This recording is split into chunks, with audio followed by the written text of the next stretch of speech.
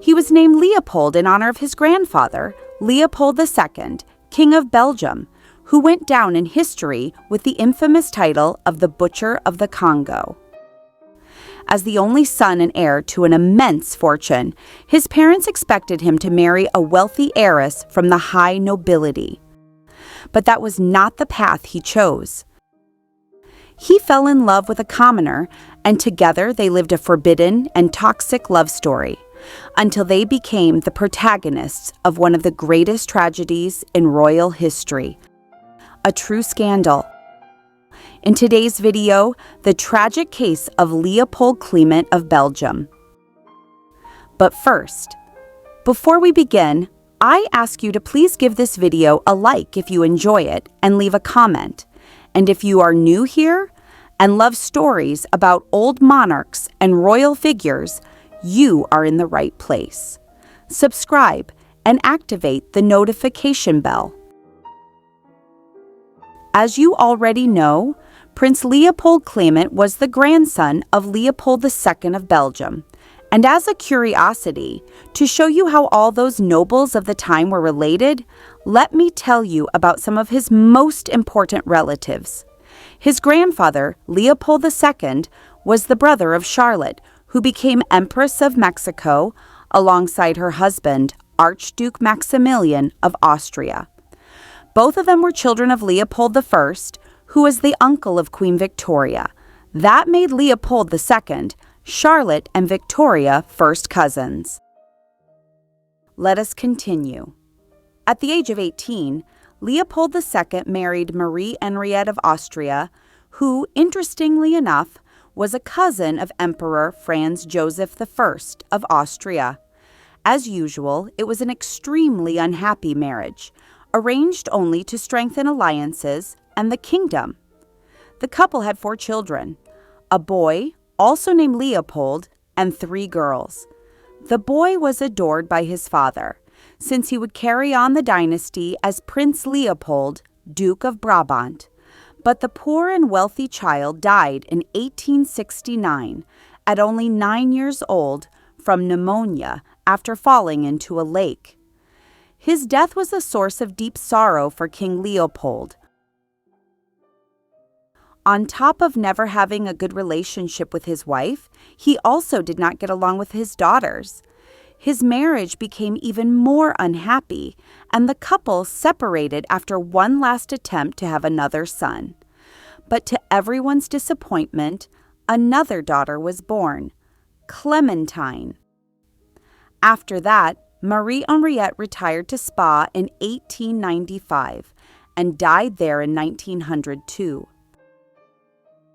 The 3 daughters were Clementine, Louise, and Stephanie. Yes, the same Stephanie who married Archduke Rudolph of Austria, the crown prince of the Austro-Hungarian Empire, who was later found dead with his 17-year-old lover, Mary Vetsera. Now let us move on to the story of Leopold Clement himself. He was the son of Louise and Prince Philip of Saxe-Coburg and Gotha-Kohari. The marriage of his parents, like that of his grandparents, had been arranged for political interests, and it was a disaster from the very beginning. Louise was a strong-willed woman. She did not love her husband, and she quickly began to take lovers. The entire court would always find out, and it was a constant humiliation for her husband and the whole royal family, since she was the daughter of King Leopold II.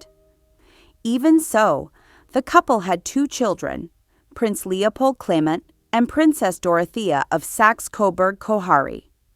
But Louise never stopped having lovers. Records show that her husband even fought a duel, by order of Emperor Franz Joseph, against Count Geza, who was her most beloved lover. Finally, in 1897, she left her husband. In 1898, she lost parental rights over her children, and the children themselves chose to remain with their father. The relationship between Louise and her son, Leopold Clement, was at best terrible. They never got along. He always rejected and despised his mother.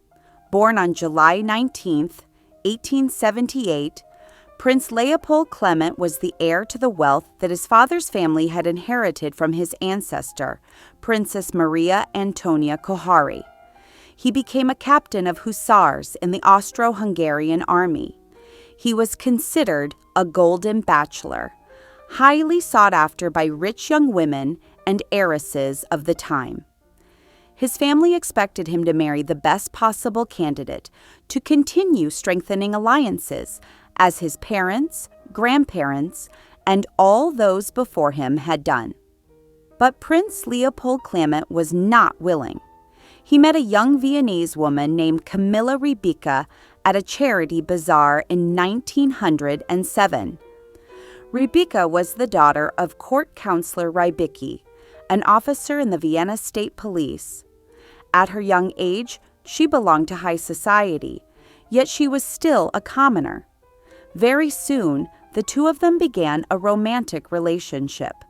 Camilla left her family home, and the two traveled across the Austro-Hungarian Empire before settling in an apartment in Vienna. However, Rybicka was not content with being only the prince's girlfriend. She wanted more. She wanted to be his wife, and she asked him to marry her. While in Paris on July 1st, 1914, Prince Leopold Clement wrote her a letter promising that he would marry her within 6 months. But the events that shook the world had no regard for the marriage of two lovers. That very same month, Archduke Franz Ferdinand, who was also his relative, was assassinated in Sarajevo, along with his wife, by a Serbian nationalist. This event triggered the beginning of the First World War. As a captain of hussars in the Austro-Hungarian army, Prince Leopold Clement was called to serve. But he reassured Camilla, telling her not to worry. He would name her his only heir and would ask his father to pay her 2 million Austro-Hungarian crowns in the event of his death. She, however, refused. She insisted that they marry before he left for the war. Leopold Clement said no. In truth, he was only making excuses. He was fully aware that marrying a woman of lower social class would cost him the vast fortune he expected to inherit. His father had no intention of allowing such a union. Marrying Camilla would force him to give up everything, including his rank and salary as an officer.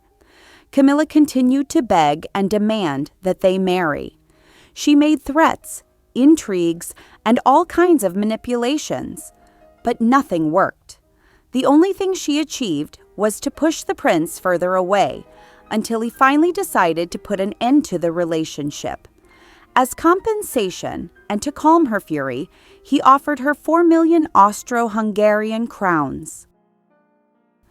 On October 17, 1915, the prince invited her to his apartment in Vienna to say goodbye and sign the check. Camilla accepted and went, but she had no intention of taking the money. Instead, she brought with her a gun. She fired 5 shots at point-blank range and then threw a bottle of sulfuric acid at the prince's face. Finally, she fired a 6th shot into her own heart, dying instantly.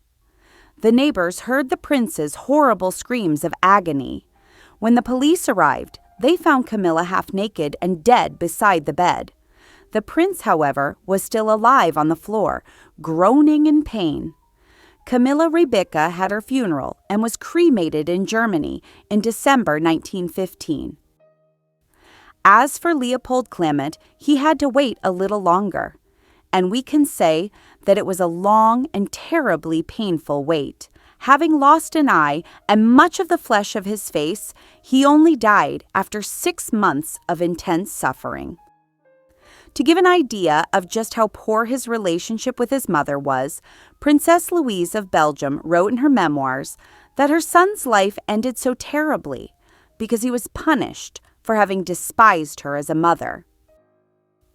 And even though it was a time of war, when death was a constant presence in every house and every family, The deaths of Prince Leopold Clement and Camilla shocked the courts of Austria and Germany, and for a time filled the front pages of magazines and newspapers of the day.